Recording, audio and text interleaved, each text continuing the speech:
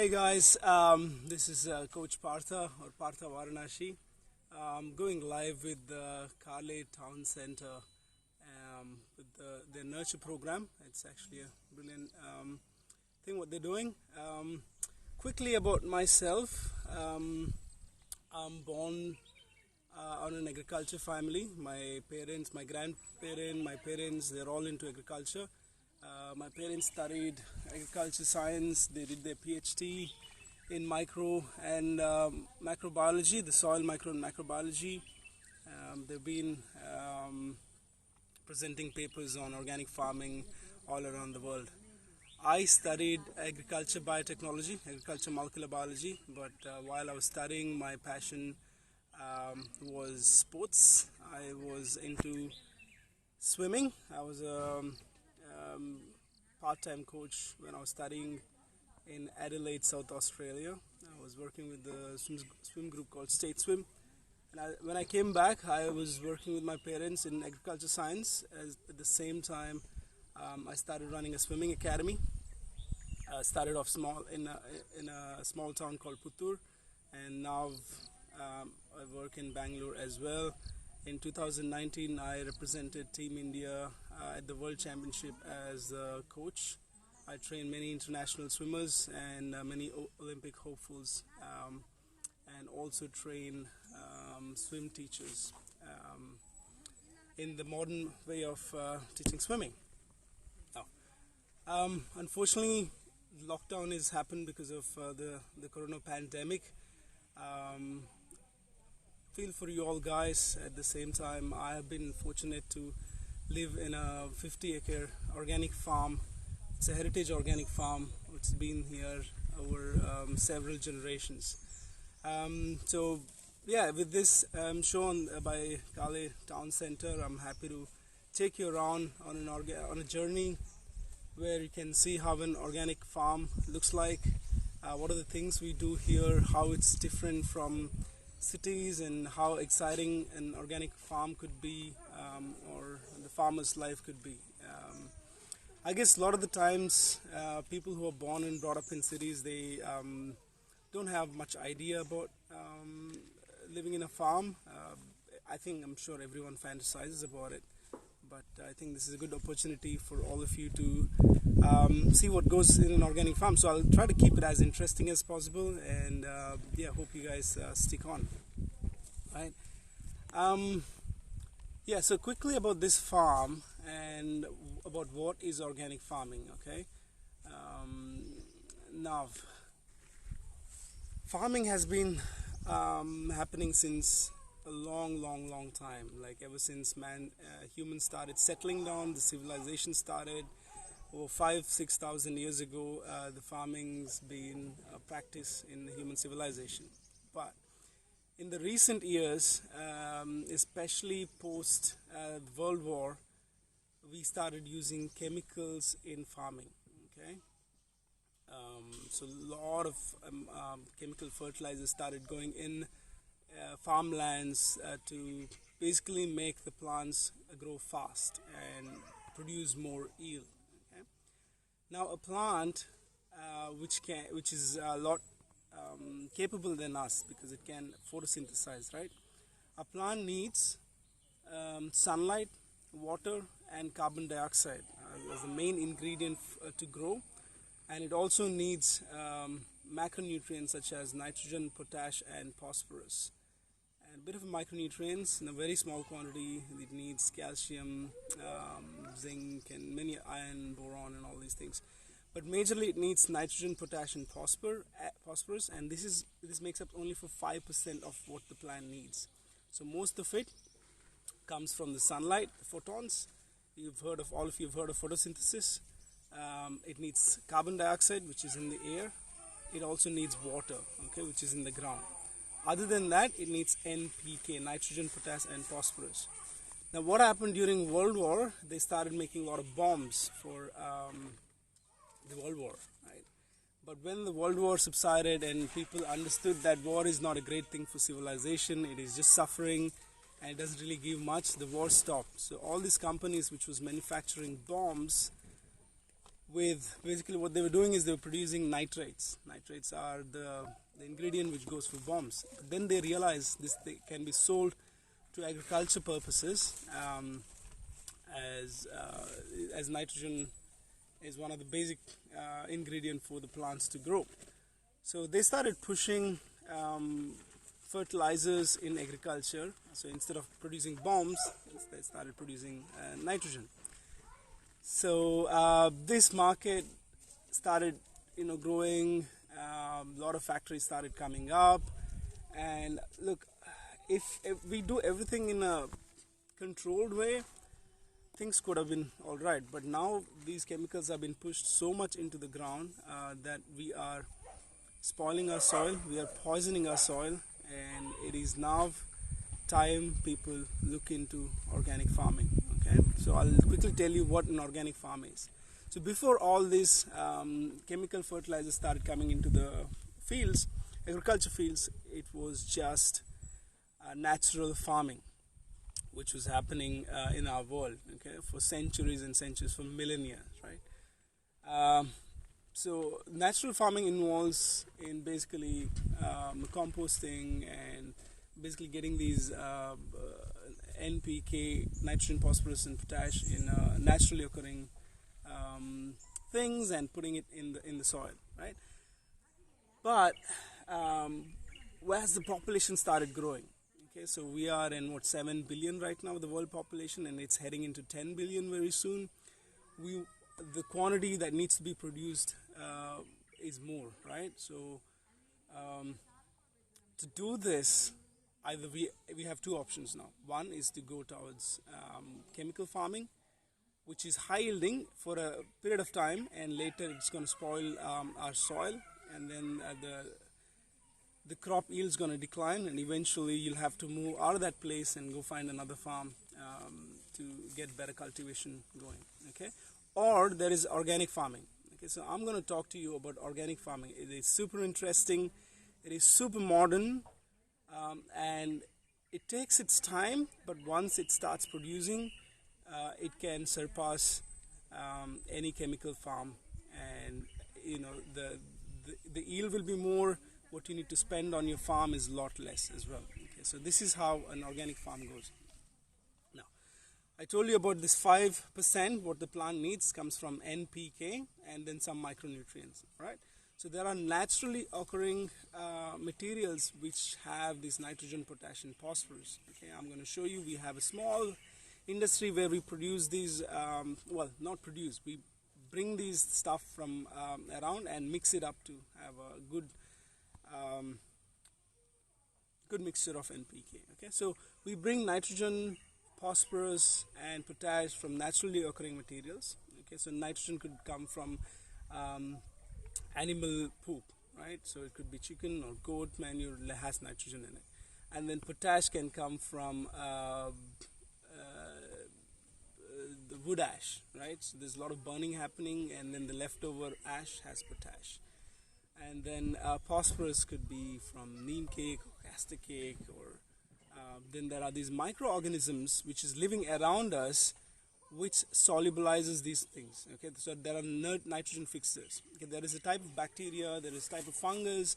We're talking about Pseudomonas. We're talking about Aspergillus niger. We talk about Bacillus species, Bacillus megatherium. All these things. What it does is it absorbs the nitrogen from the air or from the soil and makes it available for the roots. Okay, so these are microorganisms living in the soil. They're there. We can't see them because we have to go 10 to the power of -6, which means we got to get a microscope and see them. So if we get a microscope and see it, we can see them. Okay, they are actually living organisms, which is in billions and billions of colonies around us. Okay, so in an organic farm, what we do is we have a small research center, which is about 1 kilometer from here. Over there, we have a microbiology lab. We get a lot of these organisms, microorganisms. We check it under the microscope, and when we are sure that it is that microorganism, we start growing them in a petri dish, which favors their growth. Okay, once we do that, we put them in a broth, which increases their quantity, like increases their colonies, and then we put them in compost, and then we enrich their colonies in the farm. So if you go around in the farm and start checking for microorganisms, our farm will be enriched with beneficial microorganisms. Who do they benefit? They benefit the plants. So for example, a plant needs 2% of nitrogen, 2% of potassium, 2% of phosphorus. If you put chemicals, you put it in 15% each, right? And with that chemical will destroy the microlife and macrolife in your farm completely. So your plant is just basically relying on these chemicals. Basically, you're trying to inject into the soil. Whereas if you put naturally occurring materials, which only has 2 to 3% of NPK in it, but it will enhance the soil biology with these microlife, the microorganisms where I'm talking about: Pseudomonas, Aspergillus niger, Bacillus megatherium, tons of it, EM, effective microorganisms. So all these things present in the soil help the absorption of these nutrients into the plant. So you're not poisoning the earth, but you're just helping your plants take up these nutrients better. Does that make sense? I'll give you another example. So you have shit tons of rat infestation in your house. Do you want to spill the poison all over your house and try to kill those mouse, or rather get a couple of cats which are very active and grab these mice or chase the rats away? Obviously you'd go for the cat. Why would you want to poison your house and a child might accidentally eat it and die or get sick or something? So we don't want to do that. So that is organic farming. Giving you another example. So we're just having showers right now. Rain started, monsoon has started. Because of the wet, humid and hot temperature, a particular pathogen, which is a fungus called Phytophthora, starts growing in our farm. So what this does, this destroys our crop. So instead, what people do, people spray poisonous chemicals into the tree so that this fungus dies. All right, but fungus might die this year, next year, but eventually what it's going to do, it's going to develop resistance to that poison, and then later we have to put another type of poison into this. Instead of that, find a natural enemy of that particular parasite. So for example, Phytophthora medii has a natural enemy. It's called Trichoderma harzianum. So you grow the colonies of Trichoderma in that farm. First year it might be low. Next year you again inoculate into the farm. Again in your compost you put it Trichoderma. It grows and grows and grows. So eventually the Trichoderma, which is a good one, good bacteria, fungus, which is growing around in your farm, will not let the Phytophthora, which is going around in the air, which is looking for a humid and nice farm to come and attack. It will see Phytophthora, Trichoderma over there and say like, hey, I don't want to go into there. I'll find another farm. So that's called natural control or biocontrol. So this is organic farming. So controlling the pests through a natural way, more sustainable way, and without using any chemical poisonous pesticides is organic farming. You might see a lot of organic organic shops in Bangalore. It's sad to tell you that it's hard to determine whether they're actually organic or not. There's a lot of, once the money gets involved, a lot of scams get involved very fast in India. It's unfortunate, but there are quite a few certifying agencies. What we use here is Aditi certification. So it's both NOP and NPOP, which is Indian and European standards. So it's a pretty stringent checking they do. We are not allowed to use any chemical fertilizers or chemical pesticides, poisonous pesticides in our farm. When we do that for 3 consecutive years, we will get the certification, and every year there will be checks. So we've been organic since 1997. So our farm's been organic since 1990. So you can say this is one of the oldest organic farms in India, certified organic farms in India. So that's 1997. That was because of my parents, Dr. Ashwini Krishnamurthy. She's a PhD in zoology. She did a PhD on Arthrospira magna, which is similar to earthworm, it helps the plants to grow better by, it eats and poops, and makes the soil better.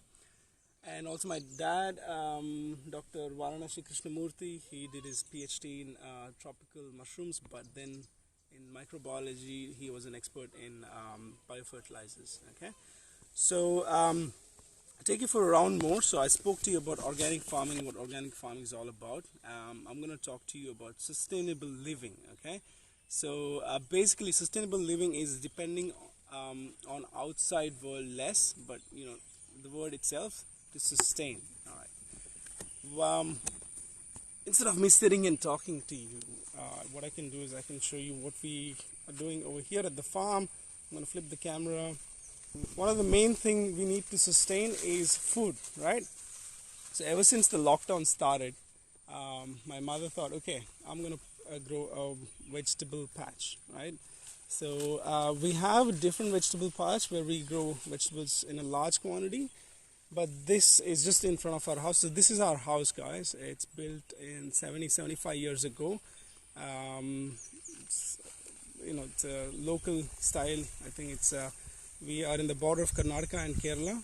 It's a traditional Brahmin house. We've been living here for almost 4 generations now. Okay, right in front of it. So we have our solar unit right there. Behind that, we have bio gas plant. So we use gas which comes out of a natural source. And here is my mother. Okay, so talking about sustainable living is basically growing your own food, right? I'm gonna ask her what she's growing and how easy it is to grow these things and how much time she spends every day nurturing them. Okay. Hi, Mom. So again, this is Dr. Ashwini Krishnamurthy. Hi. She has several research papers on international journals such as Current Science, El Salvador, and she's presented Elsevier. Elsevier, that's it. And she's presented at IFOM World Congress several times. Okay, what are you growing? You can talk while you're... Okra. Yeah. So she's growing okra, lady's finger. Yeah, lady's finger. Okay, what are you growing them on? Local variety, and this is another red variety. So 2 varieties of okras here. Yeah. And it's now 45 days old. 45 days old. So when we started the isolation, yeah. In 45 days it started flowering already. So these are okras. How many okras do you think one plant would give? So for example, this one. Minimum 30 I expect from this. 30 from one. So how many plants we have here? And maximum it may go up to 90. So we have about 10 in a row. 1, 2, 3, 4, 5, 6, 7. 7 is 70 plants. Minimum 30. You do the math. So 45 days, right? So 45 days. All she wanted here was a bag, a grow bag. That's a grow bag, right? Yeah. Okay. Where can you buy a grow bag? It's available in the market. Available easily in market. Yeah. And what do you have inside them? What do you fill it up with? It's a mixture of manure, sand, and soil. Yeah, manure and soil. So what manure have you used? Yeah, I have used our own manure called Agromix.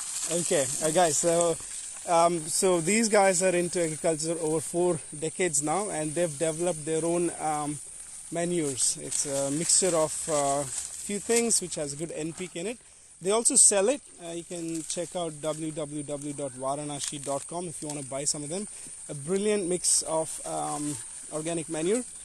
Okay, so that and some compost, yeah? Yeah. Okay, so how much time do you spend on these every day?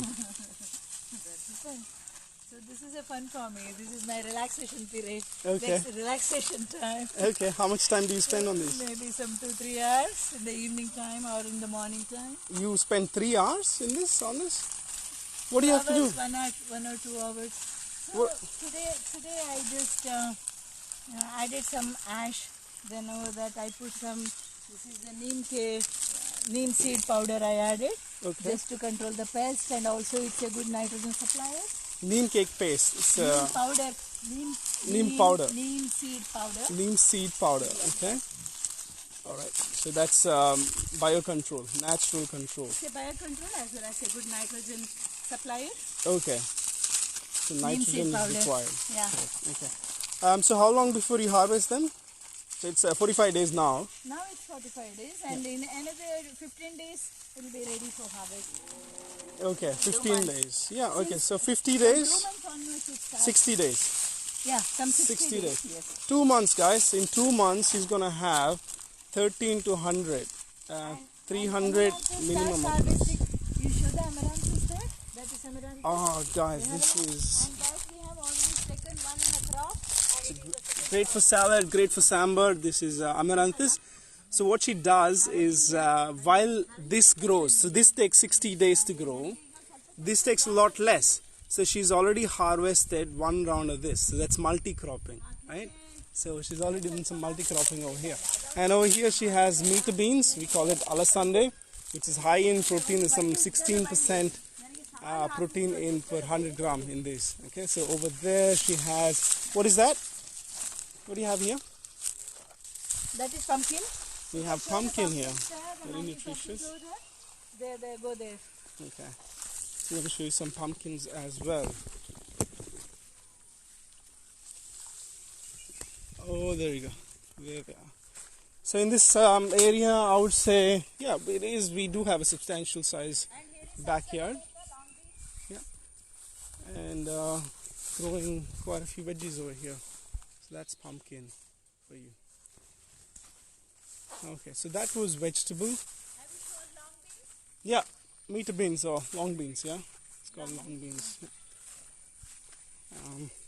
Another thing while talking about sustainable living is people are getting into veganism these days, right? They want to be a vegan, and there's a bunch of people who are vegans, and there are a bunch of people who hate vegans, okay? I don't know why this hate thing is going around. But basically, people love eating meat, and if someone says, "Hey, don't eat meat," in a very strong way, people don't like it. So they're like, "Why should you tell me that I shouldn't eat meat?" Right? Okay. I'm going to tell you. I'm going to flip the camera first. Okay. So I'm going to tell you, go vegan or vegetarian for your own benefit. Okay, so apart from being a farmer, I'm also a high performance coach. I train athletes to perform at the world level, qualify for the Olympics, go to world championships, and win multiple championships in India. Okay, here's the thing. You listening? Now, our body, how plants need NPK, nitrogen, phosphorus, and potash to grow. You put more of them, they give more yield, they look better. Our body needs amino acids. Okay, amino acids are building blocks, what we call protein, right? They are the building blocks of us. Okay, we are made from amino acids. The codes to make the eye or the skin or our muscle or whatever part we have is registered in our DNA, and this DNA, I'm talking to you as a molecular biologist now, this DNA either replicates or makes RNA, which puts these amino acids which are available by what we eat into us, makes us whatever we look like, it's us. Okay, now if we consume animal food, okay, so I mean food from animals, which is meat. Now, animals do not synthesize amino acids. Okay, amino acids are synthesized only in plants by photosynthesis. Animals do not do photosynthesis. So, if we eat animals, what we're doing, we are consuming these amino acids from the animals, which is second hand, okay, which is used. Imagine you're building a racing car. Okay, do you want to build a racing car or a racing plane by a broken down plane? Or yeah, I mean, we don't eat the animals live, we kill them and eat them. So basically a broken down plane or a car being used to make another plane or a car, which is us, it is not the best thing for you, right? Does it make sense? All right, so by eating good vegetarian food, which has a lot of nutrition, like a lot of protein, there are tons and tons of vegetarian options you can have for high protein.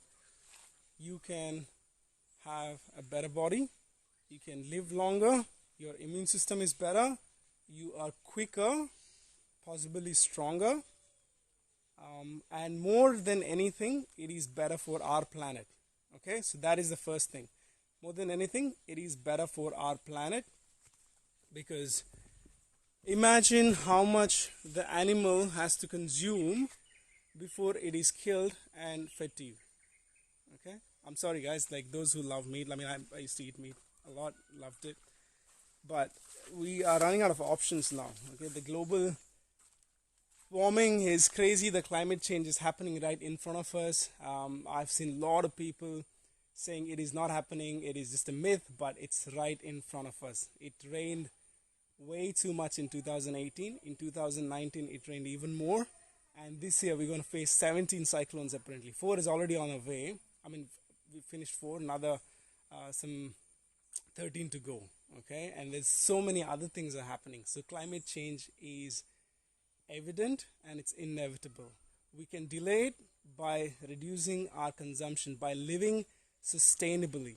Okay, so in order to slow this climate change down, all the scientists in the world, they're saying we have to consume 6 times less. Okay, so by stopping fossil fuel, that might be one way to do it. By stop eating meat, could be another way to do it. We might have to do tons of other things too. So these are all like one steps that we take. But at least if we start taking these steps, there is hope for our children and our children's children, because we are borrowing this land from our children, from our future generation. That is for sure. That is the one thing about time. It works the other way around. We are borrowing from our children. Okay, so we got to remember this. And when we start doing it, your good karma will start building up and you will start having a better life for sure. Okay, I've experienced this. I'm not talking some voodooist shit over here, but it is true. Karma is true.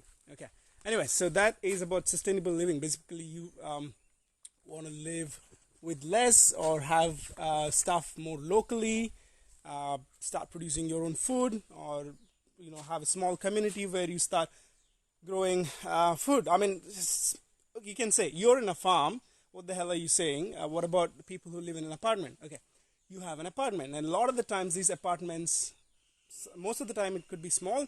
Sometimes it might have community area. So instead of having like a massive gym or a swimming pool people never use, I shouldn't be saying that because I'm a swimming coach. Why can't you have multi-layered veggie patch where each apartment gets their own veggie patch? Like, you should travel to Switzerland. Okay, in 2018 I traveled from Zurich to St. Gallen in a train in Switzerland, and as I was traveling, I was looking out of the window and I could see a lot of this in the hill, like a slopey hill. There was just a lot of these patches of small huts. Okay, it looked like some beggar was living over there. But in front of that, there was a veggie patch, and then there is right next one, there is another one, and there's another one. There's tons and tons. There's like hundreds and thousands of veggie patches in front of a small hut. I'm like, oh, I thought the beggars are living here. And then I had an opportunity to interact with the person who hosted me over there. So she was saying, that is not for beggars. They're all rich people who live in the city in apartments. They have taken that space on rent for a year, and then they have to give it to someone else. They grow their own food. How cool is that? If Switzerland guys can do it, why can't we do it? We can totally do it. So, I mean, this is just food for thoughts. We can do tons and tons. It's just the intentions. If we want to do it, we can do it. Okay, it's just about whether we want it or not. Okay, so that's about sustainable living.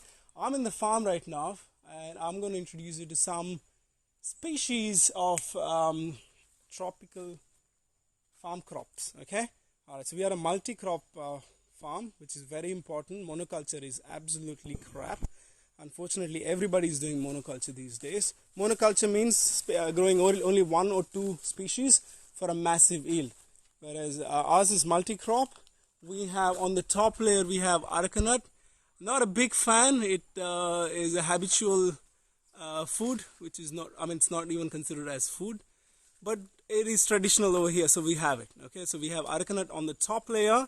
Right below that, you see this big tree is nutmeg. It's a spice. It's good. Okay, so nutmeg or jaikai in Kannada is used in cooking, both in Indian and Western world. And this is how this nutmeg thing looks. It's beautiful. Okay, so that's nutmeg. So they drop down. When they drop down, we collect. There is the nut itself, and then there is a maize outside. So both get sold separately. Maize fetches good, solid income. Okay, and the next we have the world's favorite food, which is this. So this is cacao or cocoa. Okay, you want to guess what food is made from this? Chocolate. Now, unfortunately, most of the chocolates we buy have very less percentage of cocoa. Okay, it has processed nougat and sugar and all other stuff, but it only has very less cacao, which is a superfood. But you can buy these days expensive stuff called raw chocolates, artisan chocolates, dark chocolates, which has higher cacao percentage. Now, cacao is a superfood.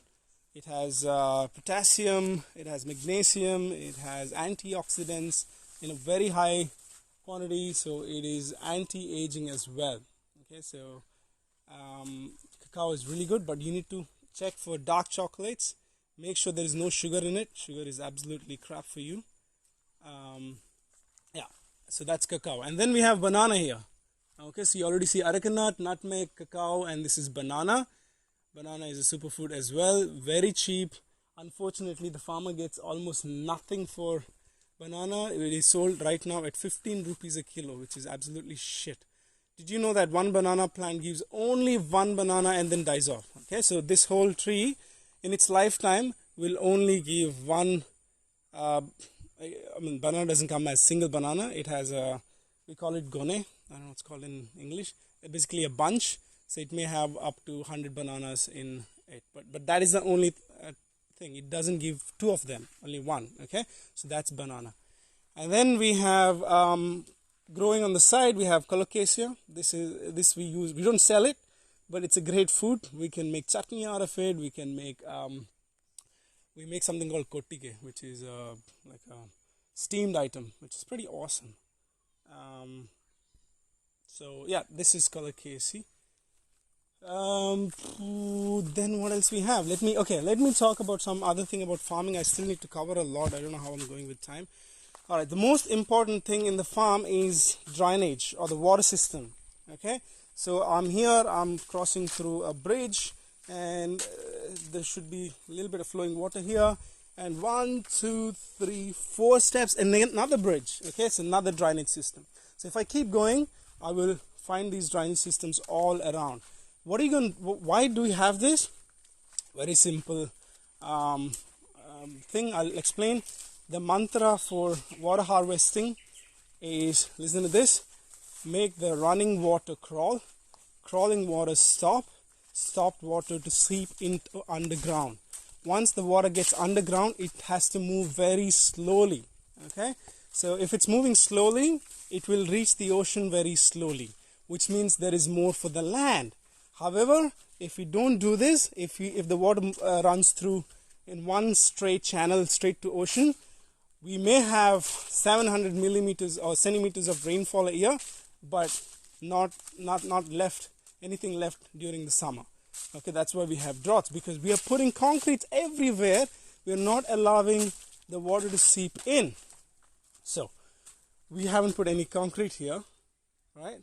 Obviously it's a farm, but instead of that, to aid the sinking, what do you call that word? What's the word? The seepage of water into the ground.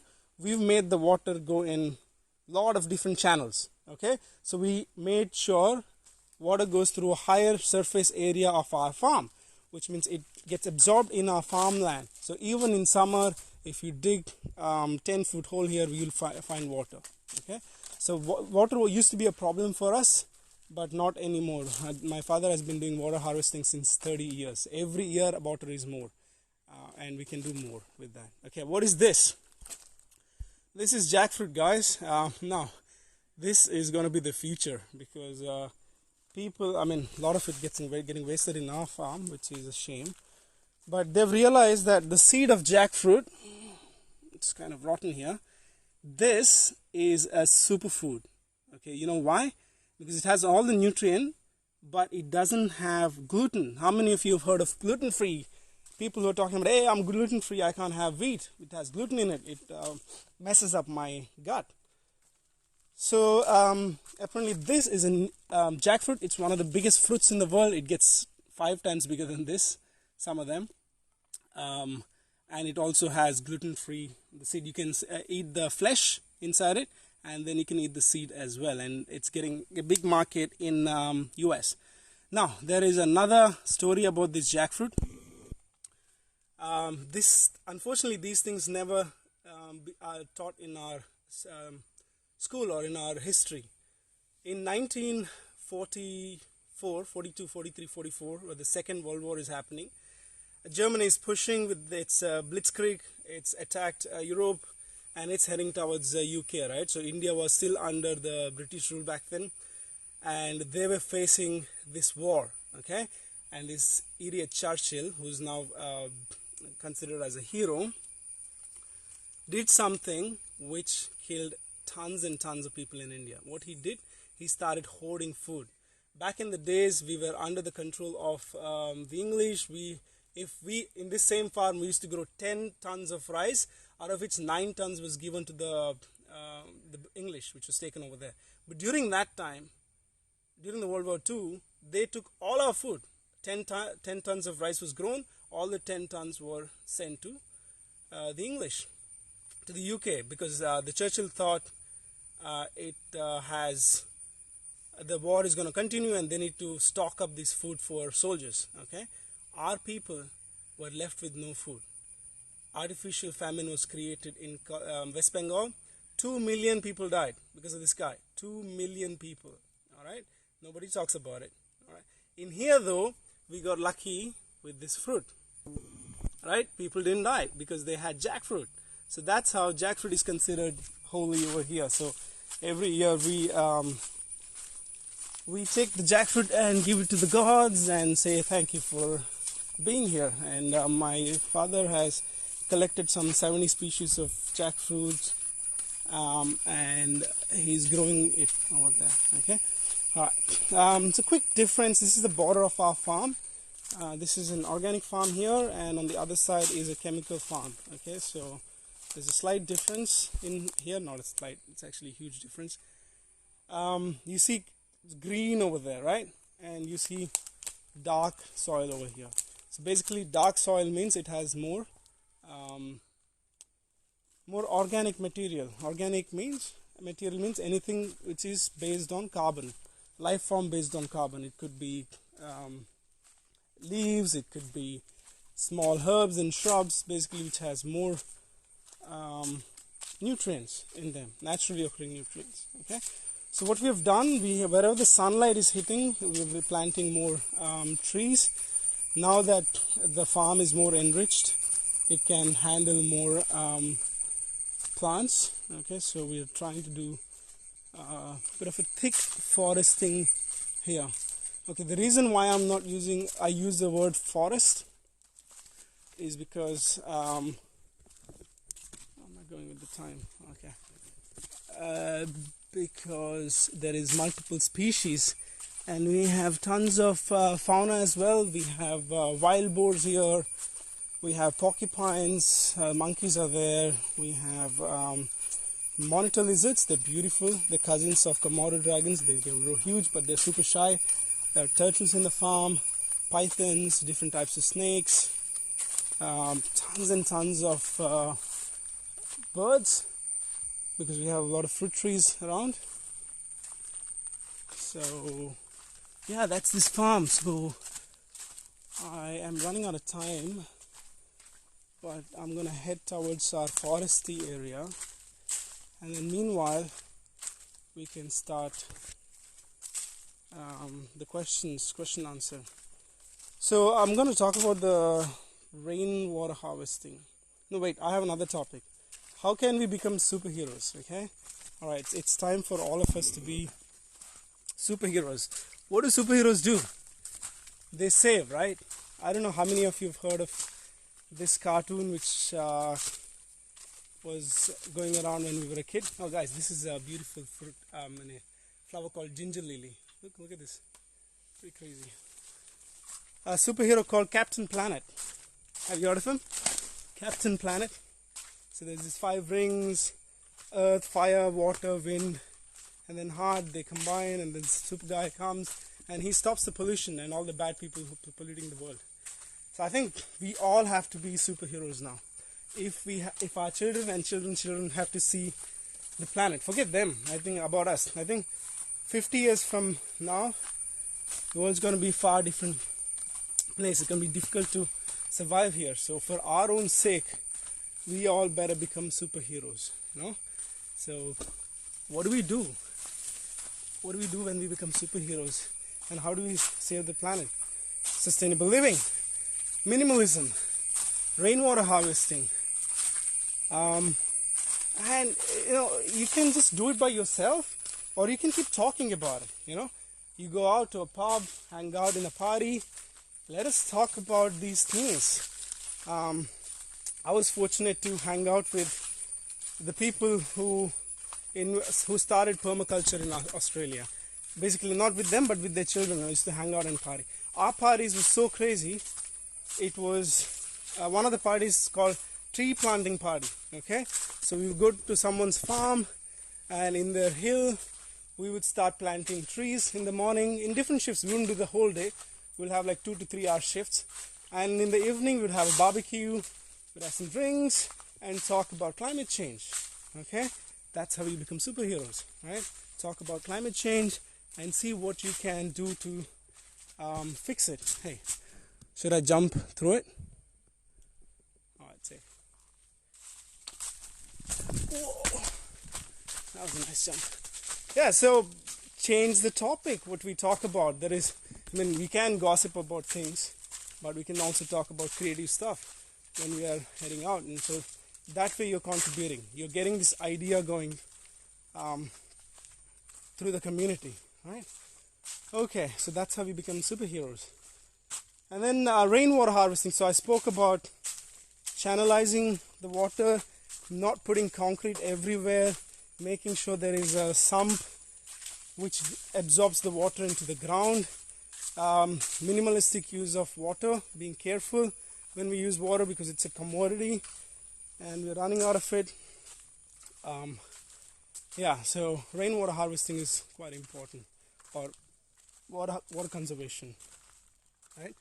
Another point I wanted to talk about is action and adventure sports, which connects you better to the nature.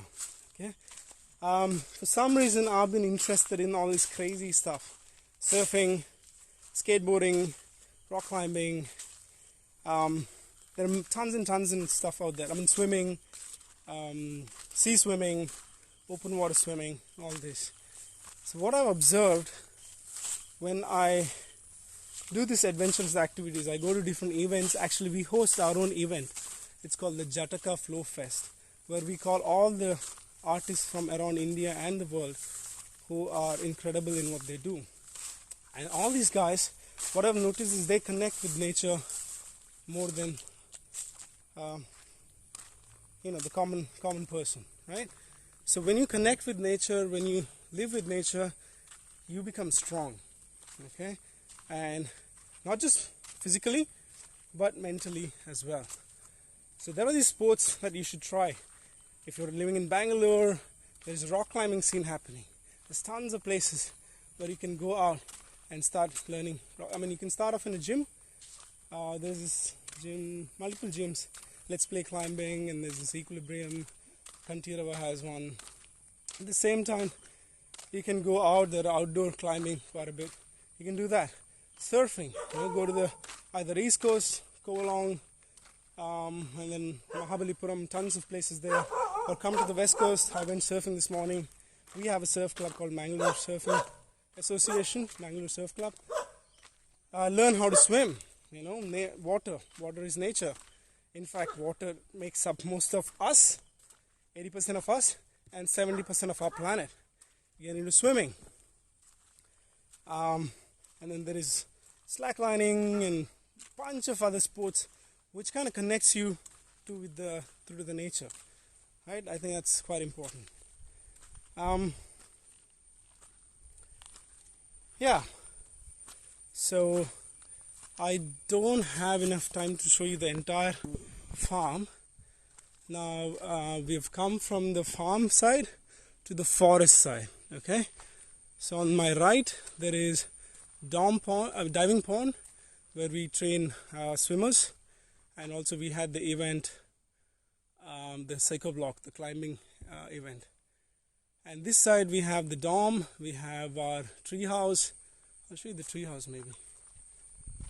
And then some more water harvesting structures and our forest as well. Okay. Alright, so I'm opening up. I'm going to start looking at the screen for questions. If you have any questions on organic farming, sustainable living, vegetable growing, responsible living, how can we be superheroes, rainwater harvesting, action and adventure sports, shoot, I'm happy to answer for the next 15 minutes. 13 minutes actually.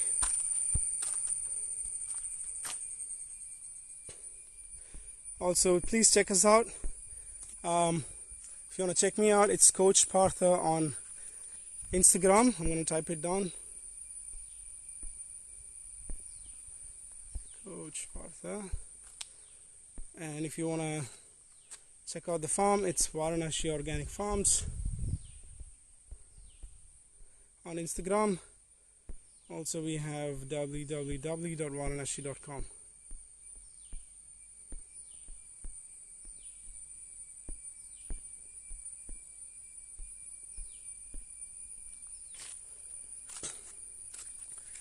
What is veg diet with high protein? Oh my god, this is a common question asked by everybody. Okay, beans, guys.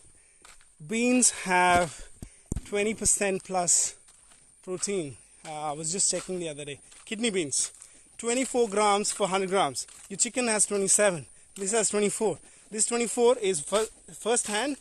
It's not second hand protein. Plus, it's more bioavailable for you. It also has things like magnesium and other micronutrients as well. Vitamins also. Another question everybody asks, how do we get vitamin B12?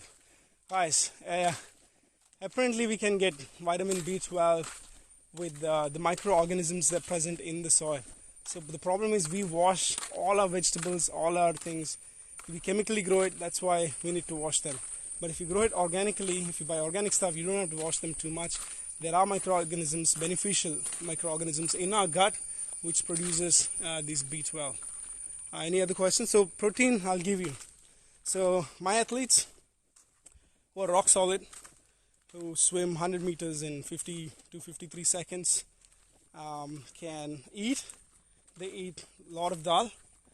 They eat sprouts. Sprouts they eat raw. They lightly cook kidney beans, which is rajma, and chickpeas, peas, cowpeas, all these different types of seeds, man. Seeds has the maximum nutrient because the seed makes the plant. So, or like, egg has nutrients, the seeds have nutrients. Okay, so eat these seeds and you'll become invincible. Okay guys, I'm at the tree house. So this tree house was built by a team of Germans. They call themselves the tree house community. It's about 5 years old. Not a single hole was drilled on the tree. They just placed the tree house there. It's brilliant. I'm going to walk up and show it to you. Any questions? Let me know.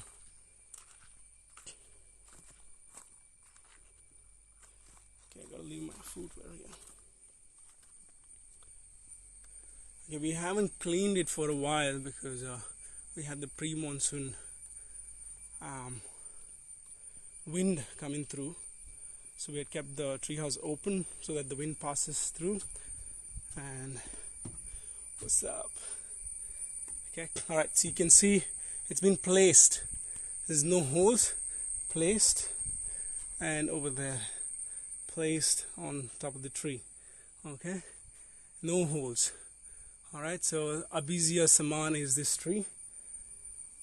We call it Devdaru in Kannada. Not the strongest tree, but this is a very healthy tree.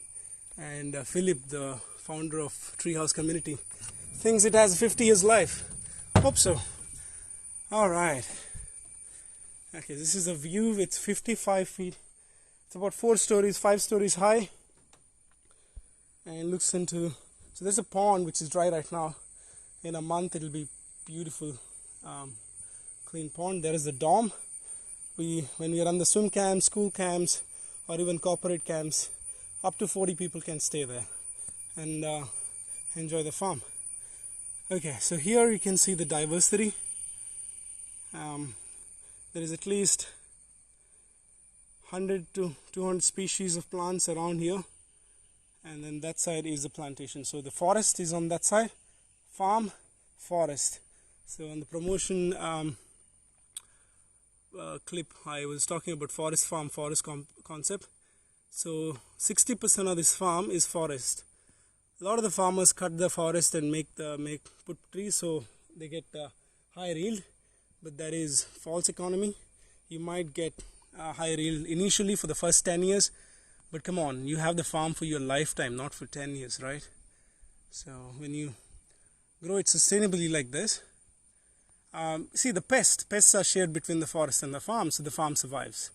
And then nutrients, again, shared by more of the species, better it is. Okay, so think of this one. Okay, you have 10 people in your house. All right, all the 10 people want to drink only milk, but you have vegetables, you have other things, you have rice, you have wheat, but all these guys, we just want to eat only milk because they're all same, right? And then nobody will have enough, so everybody will be like growing not so strong.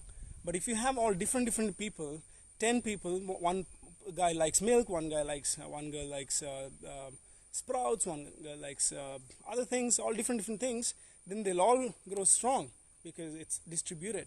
So same way, multi-crop system makes so much more sense, and they share, and there is a network between plant roots underneath, and they're brilliant. Okay, where is this place? It's Varanashi Farms. It's 50 kilometers south of Mangalore. You can check varanashi.com or Varanashi Farms on Varanashi Organic Farms on Instagram. You can check me out, Coach Partha. We have guests here. You can hire this, rent it out, rent this tree house. It's 2,500 per person per night. We also get organic food and tour of the farm, and there is some adventure activity as well. Okay, it's not in the cleanest shape because of the winds, but yeah, you get a bed. It'll be nicely done for you if you're coming here, and then a table, and then massive windows which looks out into the farm. There's a pulley system to bring your food up. It's really fun. I've got Bluetooth speaker if you want to have some music, light music. We don't encourage heavy noise here. And this brilliant chair, you can sit and enjoy your view. 55 feet from the ground. Okay, any questions, guys? Is organic food expensive because maintaining an organic farm is expensive? Debatable. Initially it is, because people are always converting from chemical to organic. So when you shift, there is an issue. Okay, when is a shift, first 5 years the yield will be low. After that, every year the yield starts improving year by year, and your maintenance reduces because, like I was talking about, there's a connection happening in between the roots. Have you seen the movie Avatar and how the roots are connecting with each other? That's exactly what's happening in a farm, in an organic farm. So if you dig a hole, there are root systems sharing all nutrients with each other. There is micro life, there's macro life, everybody supporting life. It's like a city. There's a lot of people helping each other, the city grows the same way it's happening. So eventually organic farming is cheaper to do, but everyone has to believe in it. It's a concept. Okay, I have 5 minutes, guys. Yeah, before it ends, I want to thank the Kale Town Center, looking at nurturing. They have this nurture the philosophy in them. It's brilliant. I was talking about all these things: minimalism, rainwater harvesting, responsible living. All these things are thoughts. Okay, they are ideas. When we talk more about these ideas, it's education, right? People are more aware of it. There is tons of things we talk every day, but it doesn't involve. Not much involves in climate. The action to be done for climate change or saving up. Not our planet, saving ourselves in the planet. Okay, so when these ideas are spoken more often, like this, the Kale Town Center is doing, it's given me the opportunity. I thank them for this. I hope all of you, not many audience, I've had about 14 to 15 on average. If all of you start talking about climate change and start doing things which will affect these things, from spreading the word, educating people, and doing things yourself, I think we have hope. Okay. Otherwise, guys, I don't know how many of you believe in this climate change is happening, but it's real. Okay. Every single scientist is talking the same thing, that we are running out of time. Unfortunately, scientists are not politicians. They are not the ones who are ruling the world or telling us what to do. So it's unfortunate. But the way I'm talking to you now, this Instagram, this device, all this is made by scientists. Okay, they know what to do. Right? Every single scientific, thing which is made from science are made from scientists. Okay, and every single one of them are talking about climate change. Okay, it's real, so we have to do something about it. Okay, all right. Any other questions? Great sessions. Hey, thank you, Amrita. Yeah, come to the farm and experience this, and get inspired, and go back and do your bit. Right. Hey, hi Shona, you just joined. I'm about to finish. Thanks, Janice. Debanjali, you have come to the farm. I hope you'll come again for more swimming. Okay, how long have you been producing organic food from the farm? Well, this farm's been producing food ever since its inception, which is this particular farm is 70 years. Basically, we have another farm that is from 200 plus years, 240 years. Okay, before British, during British, and post independence as well. We've been producing the organic food. We've been producing since 1993. Okay, so we grow every year up to 40 different types of vegetables because we need the seed. We sell the seed. You can buy seeds from us, organic seeds, and on the process we produce food for up to 50 to 60 people, plus more the guests who come to the farm. So around 60-70 people every day eat food from this farm, and we have surplus. Yeah, we can feed up to 200 people a day for a year, and have some more surplus left. And good food, variety of food. How did you find inspiration for farming? I think my parents, I'm so lucky to have them. They're well traveled. They've traveled to some 30-40 countries. They've preached people in many countries. They're consultant for German government, the consultant for Japanese government, not for Indian government because they don't want it. Not our parents want it. The Indian government doesn't want it. Yeah, so with them. Then I went to Australia. I stayed with the people who are basically the founders of permaculture, you can say. I lived with their family. I've got 20 seconds left. And again, I want to thank you, Kale Town Center, for giving me this opportunity to connect with you all. I hope all of you try to connect with more people and talk about sustainability, talk about nurturing, talk about organic farming, become superheroes. Okay, you have to be superheroes. You all have to be superheroes. If we have to save ourselves and for our children,